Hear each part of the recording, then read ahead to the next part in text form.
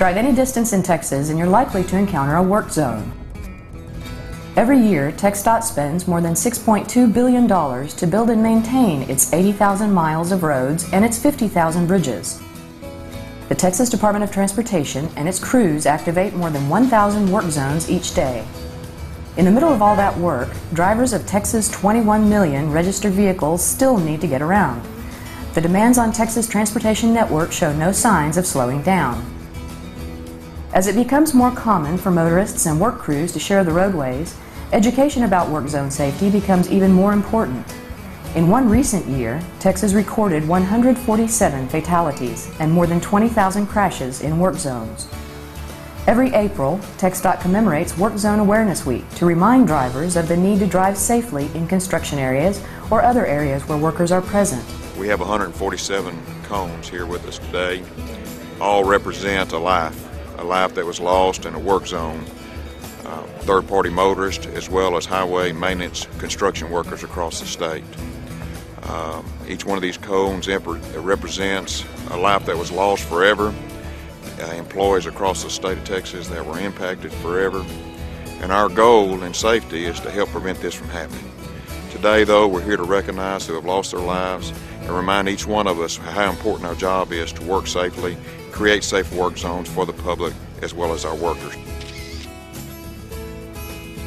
On average, 4 out of every 5 work zone fatalities are motorists, and 1/3 of all work zone crashes are rear-end collisions. TxDOT hopes to improve work zone safety by reminding drivers how to travel safely through work zones. Slow your speed down. Be courteous, as well as, again, do not multitask. When you come through our work site, you're looking at the contractors on the road. This is our office. As you're trying to get to your office early in the morning, we're already in our office. Our office starts on the pavement. Work zone crashes affect everyone.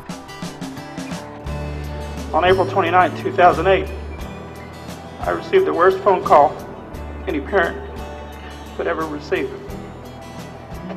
The call was from a Pflugerville police officer telling me that my 18-year-old son, Anthony Sepeda, was involved in a serious accident, and it didn't look good.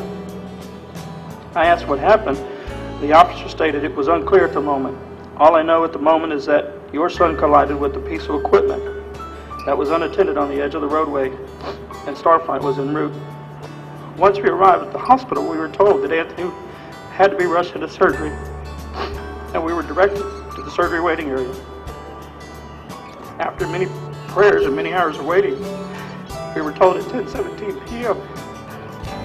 that my son had passed away.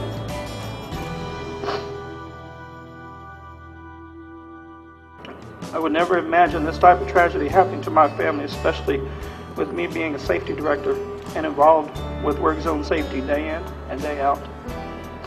We as motorists and employees have the right to return home safely to our families at the end of each day. I ask that we all be proactive so that we don't lose another citizen of the state of Texas, because our world has been completely turned upside down, and it hurts.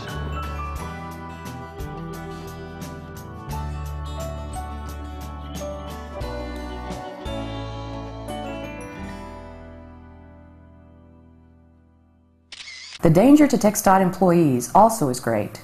From 1938 to 2007, there have been 268 TxDOT employees killed while on duty. During that time, 27 Dallas District employees have died in the line of duty. House Transportation Committee Chairman Joe Pickett said the motorists are just beginning to understand the ramifications of their actions. These orange cones here, as Carlos stated, represent a loss of a life. And so I would first like to express my condolences to the families and to the friends that each one of these cones represent. And until this awareness campaign began, the general public had no idea that the men and women that are out there working day to day on these infrastructure improvements were in danger. The general public still does not understand fully how important this awareness campaign and simple things like slowing down in a work zone. Advances in technology and equipment have improved safety for road crews. Specialized equipment such as crash attenuator vehicles, LED equipment, and high reflectivity clothing help reduce the dangers. Still, the risk remains high. The key to improving work zone safety always lies primarily with motorists. We want to get the awareness out to not only to other contractors but also the public that drives through work zones. Give them the awareness of what a work zone is and what they might see as they come through. And to ask for a little bit of patience. We can get them through a little bit faster if they slow down, don't multitask while they're driving through a work zone, or multitask period while driving. Drivers should remember to expect the unexpected in work zones. Obey crew flaggers, minimize distractions, and stay calm as you travel beside cones and crews. We just want to go home to our kids and our wife or husband. That's our main goal. We work with TxDOT. They're trying to improve the roads as much as possible. When you do a reconstruction job, they're trying to help the public as well.